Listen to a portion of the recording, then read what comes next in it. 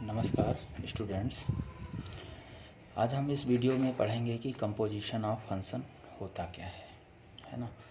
तो सबसे पहले हम डेफिनेशन से ही स्टार्ट करते हैं कि कंपोजिशन ऑफ फंक्शन क्या है। जैसा डेफिनेशन है, late f x to y and g y to z be two function, then the composition of f and g denoted by g operation f, इस ओ को हम लोग ऑपरेशन बोलते हैं, इसे शार्ट में इसे गॉफ बोलते हैं, is defined as then function g of f to x to z given by g of fx g f x for all x belong to capital X. जैसे इसी चीज़ को हम लोग देखें कि क्या मतलब है इसका। तो मान लो आपके पास ऐसा कोई सेट दे रखा है कि कैपिटल एक्स कोई सेट है, इसी तरह से ये कैपिटल वाई कोई सेट है और ये कैपिटल जेड। जैसे ट्रांजिटिव रिलेशन में था बिल्कुल उसी तरह से कि ये एक फंक्शन डिफाइन किया गया, ये एफ टाइप का फंक्शन डिफाइन किया गया और ये जो आपके पास फंक्शन है वो जी टाइप का फंक्शन डिफाइन किया गया। तो जब हम लोगों के पास ऐसा कुछ रिलेशन होगा तो उस केस में हम लोग इसे बोलेंगे कि ये गॉफ फंक्शन होगा, है ना, कंपोजिशन ऑफ गॉफ फंक्शन। यदि इसी फंक्शन की हम लोग बात करें तो इसमें ये जैसा इस फिगर से इंडिकेट हो रहा है, इसका मतलब यही हुआ कि डोमेन, जो डोमेन होगा, डोमेन जी ऑफ एफ, है ना, डोमेन ऑफ गॉफ equal to domain of f. जो एफ फंक्शन है उसकी डोमेन और जो गॉफ फंक्शन है उसकी डोमेन रिमेंस इक्वल रहेगी। या फिर इसे ऐसा भी हम कह सकते हैं कि रेंज ऑफ, ये भी हम लोग कह सकते हैं कि रेंज जो होगी, range of f contained to domain of g, है ना, डोमेन ऑफ जी में कंटेंट होगी। इसी तरह से दूसरा हमारे पास जैसे इसमें नोट दे रखा है f of g x equal to f of g x, है ना। तो इस नोट्स का मतलब सिर्फ इतना ही है, जैसे हमारे पास गॉफ फंक्शन था उसी तरह से ये भी है। यदि इसमें हम लोग बात करें तो ये कह सकते हैं कि domain of f of g equal to domain of g, है ना।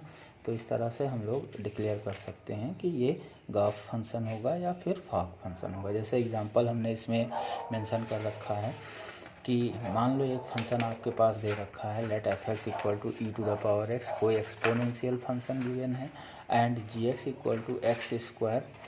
देन यदि इसको हम लोग क्रिएट करें तो इसका मतलब क्या हुआ, एफ ऑफ जी एक्स, जो डेफिनेशन थी एफ जी एक्स, इसका मतलब जो जी एक्स है वो यहाँ पे लाके पुट कर देंगे, हमने पुट कर दिया। फिर जैसे एफ एक्स के लिए ये डेफिनेशन थी कि एक्स जब था तो ई की पावर एक्स था, तो एफ एक्स स्क्वायर है तो इसका मतलब e to the power x square हो जाएगा, है ना। तो ये हमारे पास फॉग हो गया। यदि गॉफ को कैलकुलेट करें तो जी ऑफ एफ एक्स होता है, इसका मतलब इस एफ एक्स के जगह पर ई टू द पावर एक्स को हमने पुट कर दिया। अब जब यहाँ पर एक्स था तो ये एक्स स्क्वायर था, अब यहाँ पर ई की पावर एक्स है तो क्या हो जाएगा, ई टू द पावर एक्स और इसका होल स्क्वायर। तो इस तरह से हम लोग फॉग और गॉफ को कैलकुलेट कर सकते हैं। दूसरा यदि हम लोग एग्जांपल लें इसी का, जैसे क्वेश्चन इस तरह से भी पुट हो जाता है कि लाइक मान लो आपके पास ये क्वेश्चन हो, एग्ज़ाम में भी आ चुका है पीछे। मान लो आपके पास let capital R be the set of all real numbers, है ना, रियल नंबर्स। तो जो मैपिंग दे रखी है let f R to R, real से रियल पर मैपिंग है, तो उसके लिए एक फंक्शन डिक्लेयर है f x equal to cos x, and late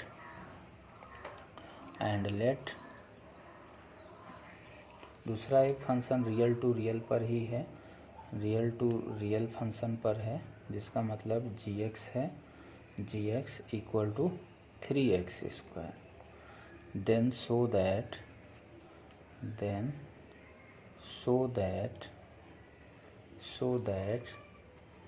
Gauff not equal to fog, है ना।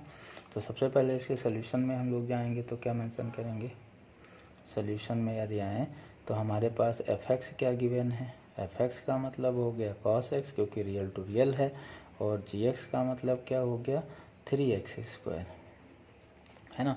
तो सबसे पहले फॉग को कैलकुलेट करते हैं। फॉग का मतलब क्या होता है एफ ऑफ जी एक्स। तो जी एक्स की यहाँ पर वैल्यू है कितनी 3x², 3x² पुट कर दिया। अब x जब x था तो ये cos x था, तो इसका मतलब अब क्या हो जाएगा cos 3x²। ठीक, ऐसे ही गॉफ को यदि कैलकुलेट करें तो गॉफ का मतलब क्या हुआ g of f x, g of f x. तो एफ एक्स की वैल्यू क्या है, एफ एक्स की वैल्यू है cos x, और जी एक्स जब x था तो 3x², अब cos x होगा तो क्या हो जाएगा 3 इंटू cos x और इसका स्क्वायर। क्या ये दोनों आपस में इक्वल हैं, नहीं है। तो इसका मतलब क्या हुआ कि f of g x not equal to g of f x, है ना। तो इस तरह के भी क्वेश्चन हमारे पास पुट हो जाते हैं फॉग और गॉफ के लिए। स्टूडेंट, इसके क्वेश्चन एग्ज़ाम में काफ़ी ज़्यादा पुट होते हैं, तो बी केयरफुल, अच्छे से इसको समझो, है ना, ताकि एग्ज़ाम के लिए प्रिपेयर हो सको। इसी तरह से जो नेक्स्ट फंक्शन हमारे पास है वो इन्वर्टेबल फंक्शन, कि इन्वर्टेबल फंक्शन होता क्या है। तो सबसे पहले डेफिनेशन पर आते हैं। A function f x to y is defined to be invertible if there exist a function g y to x such that g of f equal to identity x and f of g equal to identity y, then g is called the inverse of f and is denoted by f inverse, है ना। दो function लिए हैं लेकिन calculation हमारा एक single function के लिए होता है।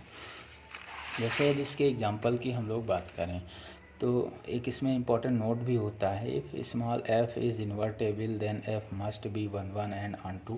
इन्वर्टेबल होने के लिए ये सबसे इम्पोर्टेंट कंडीशन होती है कि फंक्शन जो है वो 1 1 और ऑन2 होना चाहिए, है ना। फंक्शन जो है वो 1 1 एंड ऑन2 होना चाहिए।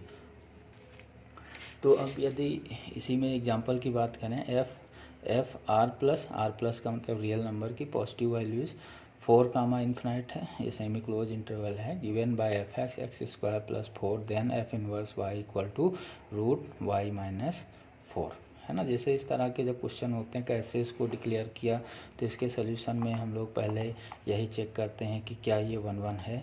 तो 1 1 के लिए सबसे पहले हमने चेक कर लिया कि ये 1 1 है या नहीं। तो 1 1 की कंडीशन यही है x1 कामा x2 जो है वो बिलोंग करे कहाँ पर r प्लस में। तो इसका मतलब fx1 इक्वल टू क्या हो जाएगा x1² और प्लस में 4, और fx2 का मतलब क्या हो जाएगा x2² और प्लस में 4। 1 1 की डेफिनेशन के अकॉर्डिंग क्या हो जाएगा fx1 इक्वल टू fx2। तो ये इम्प्लाई करेगा, क्या इम्प्लाई करेगा कि x1² प्लस में 4 इक्वल टू x2² प्लस में 4। This implies that x1² equal to x2² या फिर x1 इक्वल टू x2। इसका मतलब 10 x1 equal to x2, hence it is 1 1, it is 1 1 1 1 हो गया। अब ऑन2 की बात करें तो क्या हो जाएगा, इसी में ऑन2 फंक्शन की डेफिनेशन के अकॉर्डिंग यदि हम लोग चलते हैं तो ऑन2 फंक्शन में ये कहा गया डोमेन, जो डोमेन हो वो कोडोमेन के इक्वल होनी चाहिए, यही जो रेंज है वो कोडोमेन के इक्वल होनी चाहिए, है ना। तो हम लोग यहाँ पर क्योंकि इन्वर्टेबल जज कर रहे हैं तो हम लोग आइडेंटिटी वाले केस पर जाएंगे। तो हमने यहाँ पर शुरुआत से ही कंडीशन कंसीडर कर लिया कि y इक्वल टू x² और प्लस में 4 है। तो इसका मतलब क्या हुआ कि इसे हम यदि 4 को दूसरी साइड भेजें तो y minus 4 equal to x², फिर इम्प्लाई क्या करेगा स्क्वायर रूट ले लें तो रूट में क्या आया y माइनस 4, है ना। और इसे हम लोग लिखेंगे क्या, इसे हम लोग लिखेंगे कि यही हमारे पास जो फंक्शन है वो f इनवर्स y है। अब ऑन2, अब ये तो इन्वर्स तो क्लियर हो गया कि ये इन्वर्स है, लेकिन अब इसको ऑन2 दिखाने के लिए आइडेंटिटी होना ज़रूरी है ना। तो आइडेंटिटी के लिए हमने क्या किया, x को पुट कर दिया, किस में पुट किया, x को कि fx आपके पास फंक्शन था तो आइडेंटिटी आनी चाहिए। fx का मतलब x² + 4 था, तो हमने इसकी जगह पर पुट किया तो रूट मिला के y-4 हो गया और प्लस में 4, तो दोनों कैंसिल होकर क्या आया रिजल्ट y, मतलब identity y। Hence it is onto, ये ऑन2 हो गया, ठीक है ना।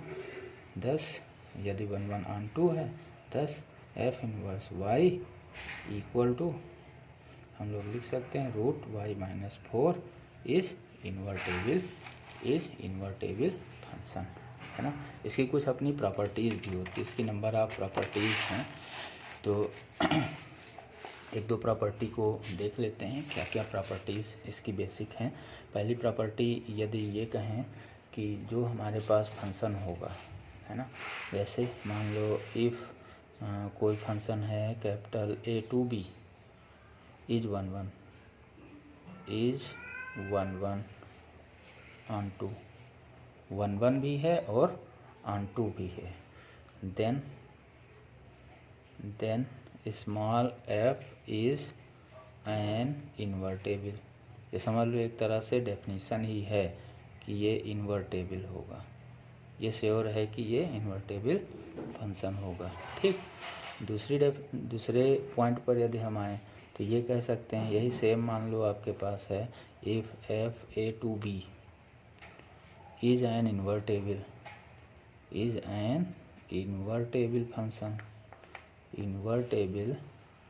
Function,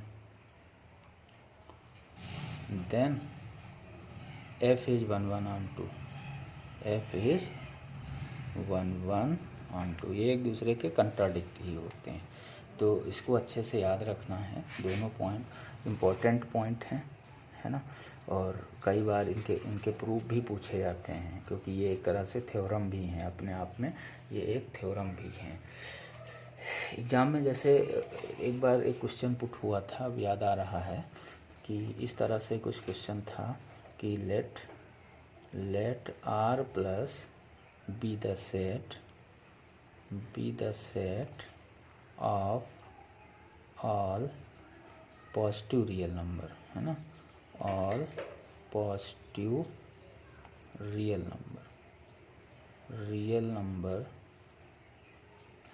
number let f R plus to R plus, है ना, मतलब दोनों तरह की मैपिंग पॉजिटिव ही है, जो कि फंक्शन डिफाइन है f(x) equal to e⁻x for all small x belong to R plus. Question ये था, so that f is invertible, तो आपको ये बताना है कि f जो है वो इन्वर्टेबल है, and hence find f inverse, और आपको f इनवर्स भी फाइंड करना है। तो इसके सॉल्यूशन पर आते हैं। सॉल्यूशन में जाएं तो सबसे पहले ये दिखाएं f इज़ 1 1, क्योंकि इन्वर्टेबल की यही डेफिनीशन ही होती है 1 1, तो क्या होगा, सिंस डेफिनीशन यही कहती है कि fx1 इक्वल टू fx2 होना चाहिए, तो ये क्या इम्प्लाई करेगा, e⁻x1 equal to e⁻x2, this implies that x1 equal to x2, ठीक। तो ये 1 1 हो गया। अब यदि और आगे चलते हैं तो now for each y belong to R plus there exist a positive real number namely log y, है ना, y इसलिए log y ले लिया क्योंकि y इक्वल टू e⁻x, तो x equal to log y हो जाएगा, such that f log y equal to e⁻log y equal to y, है ना, हेंस f इज़ ऑन2, यहाँ से हमने ऑन2 को डिक्लेयर करने के लिए मेंशन कर लिया, thus f f is 1 1 1 1 on 2 and hence 1 1 है on 2 है, तब क्या होगा, and hence it is invertible, है ना, इसलिए ये क्या हो जाएगा, इन्वर्टेबल हो जाएगा। वी डिफाइन, अब इन्वर्स को डिफाइन कर लें तो क्या हो जाएगा, एफ इन्वर्स आर प्लस, ना, f inverse R plus 2 R plus f inverse y equal to log y for all y belong to R plus, है ना। तो इस तरह से हम लोग क्वेश्चन को सॉल्व कर सकते हैं। तो सबसे इम्पोर्टेंट यही रहता है, मोस्टली कई बार बहुत से ऐसे क्वेश्चन पुट होते हैं एग्ज़ाम में जो बहुत आसान भी होते हैं और स्टूडेंट उन सभी क्वेश्चन को छोड़ भी देते हैं। कुछ प्रॉपर्टीज़ पर और आते हैं, इन्वर्टिबल फंक्शन की ही प्रॉपर्टीज़ हैं, जैसे ये बहुत इम्पोर्टेंट नोट है कि एन इन्वर्टेबल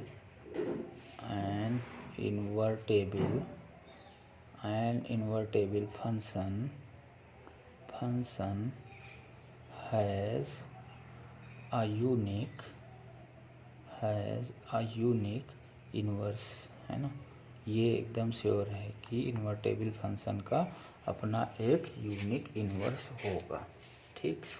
दूसरा, let small f be an invertible, है ना,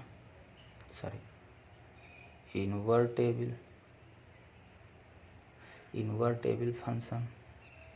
यदि स्मॉल f इन्वर्टेबल फंक्शन है तो क्या हो जाएगा, देन कि f इन्वर्स का फिर से इन्वर्स ले लें तो वो f ही रहेगा, है ना। मतलब फंक्शन का यदि 2 बार इन्वर्स लेते हैं तो वो फंक्शन ही रहेगा। या थर्ड नंबर पर ये हम लोग कहें कि यदि मैपिंग इस तरह से आपके पास डिफाइन है कि a का रिलेशन b पर है और इसी तरह से g जो है फंक्शन b से c पर है, तो उस केस में हम लोग ये कह सकते हैं कि गॉफ का जो इन्वर्स होगा वो f inverse of g inverse होगा, है ना। जो गॉफ का इन्वर्स होगा वो ऐसा कुछ हो सकता है। जैसे एक एग्जांपल लेते हैं, फॉर एग्जांपल ये आप लोगों को सॉल्व करके जो है वो हमें मैसेज करना है ना। ये क्वेश्चन आज के लिए समझ लो होमवर्क है, सॉल्व करके मैसेज करना। बहुत छोटा सा क्वेश्चन है। Let f R to R और एफ एक्स जो है वो 10x प्लस में 7 है। फाइंड, आपको फाइंड क्या करना है, find the function g R to R, है ना, g R to R gof equal to fog equal to identity g, ठीक है ना। तो सभी को ये क्वेश्चन सॉल्व करके हमें मैसेज करना है और फिर हम अगले वीडियो में जो है नेक्स्ट टॉपिक पर आएंगे, जो कि हमारे पास टॉपिक होगा बाइनरी ऑपरेशन का, है ना। जो टॉपिक होगा बाइनरी ऑपरेशन का, और जितना भी इसमें है इन सब डेफिनेशन को आप सभी लोग अपनी कॉपी पर अच्छे से डेली के डेली प्रैक्टिस करो, है ना। तो कुछ ऑपरेशन यहाँ पर डिस्कस कर लेते हैं कि ऑपरेशन होते क्या हैं। जो हमारे पास ऑपरेशन है, बेसिक ऑपरेशन जो आपने छोटी कक्षाओं में पढ़े होंगे, एडिशन है, मल्टीप्लिकेशन है, डिवीज़न का है ना, इंटीजर डिवीज़न का है, मॉडुलस का है, सब्ट्रैक्शन है, ठीक है ना। तो ये सभी के सभी ऑपरेशन आपने बेसिक ऑपरेशन पढ़े होंगे, इनके बारे में सबको अच्छे से पता भी है। और बेसिकली जो बाइनरी कंपोजिशन की बात करते हैं कि बाइनरी कंपोजिशन होता क्या है, तो बाइनरी कंपोजिशन में एक्सटर्नल और इंटरनल 2 तरह के होते हैं, लेकिन हमें यहाँ पर केवल बाइनरी के 2 बेसिक ऑपरेशन की बात करते हैं, additive binary multiplicative binary operation and additive binary operation, है ना।